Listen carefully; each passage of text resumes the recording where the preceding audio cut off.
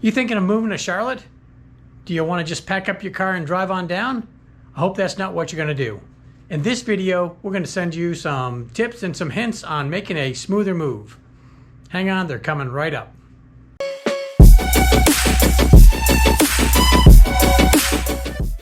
Hi everyone, I'm Dave DeSilva, broker and owner with Long Tab Realty, powered by eXp Realty here in Charlotte, North Carolina.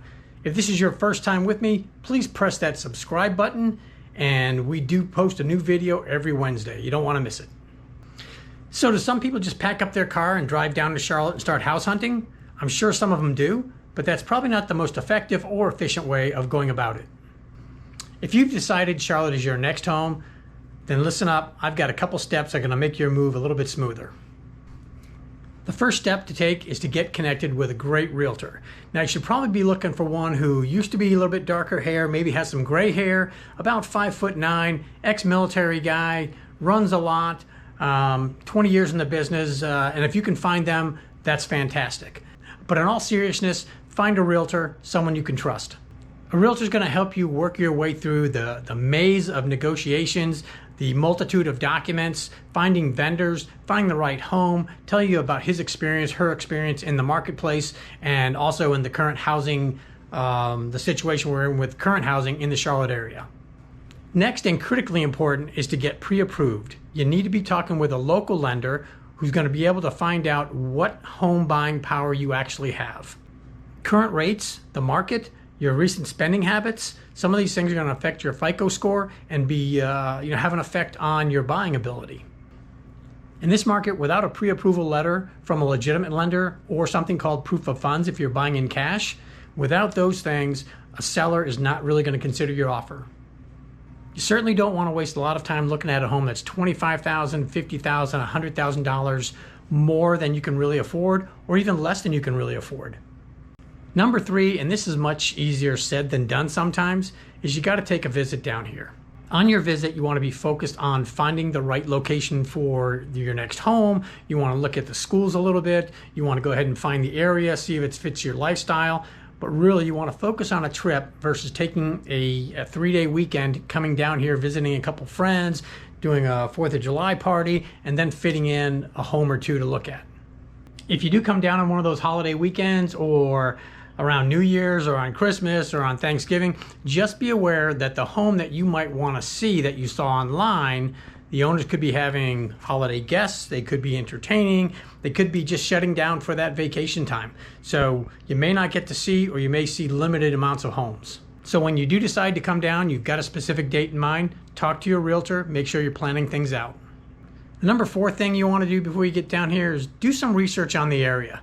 Do some cost of living research, find out where some parks are, find out what the environment's like, the food's like, the religious setting, if you go to church, is it going to be in certain parts of town? Do some of your own research, and then back check that with your realtor, who probably has some current information and might be able to decipher some of the things you have questions about. Please be aware there is a lot of outdated information out there. I just saw an article this morning which looked very current. However, was talking about the average price of the home in Charlotte being $185,000. I figured out after reading a little bit more into that article that it was written probably in 2014 and 15. However, to maybe the uneducated eye about the Charlotte market, it might have seemed very current. So sometimes if you're mistakenly reading old information, it could be just minor, or it could be critical. Go ahead and take a look at some of the social media sites, Zillow, Trulia, Realtor.com, but make sure that we're getting you on a search as well. And we do that with all of our buyer clients. We put them on a search with the most up-to-date information that you can get from our multiple listing service. We use your criteria, obviously, number of bedrooms, 2-story, 1-story, big yard, little yard, and that's all relative. 2-car garage, no garage, all that information to send you information that you can look at and start to decipher things before you come down. A separate category of research and searching is for the school systems. We've got a pretty big school system down here in Charlotte, so you want to do your own searching, and you're also going to get your advice from your realtor as well. However, Charlotte-Mecklenburg Schools, CMS, has got about 145,000 students spread out among 170 to 180 schools. There's 20,000 employees at CMS, and 9,000 of them are teachers. You're also going to find in Charlotte a great amount of private schools of all different sorts. One of the greatest things that you can do is go ahead and get online, look at something like gradeschools.com, and not just look at the numbers 1 through 10 and how the schools are ranked, but read some of the feedback from parents and from students, and remember to take it all with a grain of salt. Probably one of the best things you can do is go interview the schools. And I've done that with several clients at public and private schools, sent them in there to talk to the administrators, some other parents maybe, and you know, you're going to get it right from the horse's mouth. So that's just a great thing that you can do and really will bring you a lot of comfort.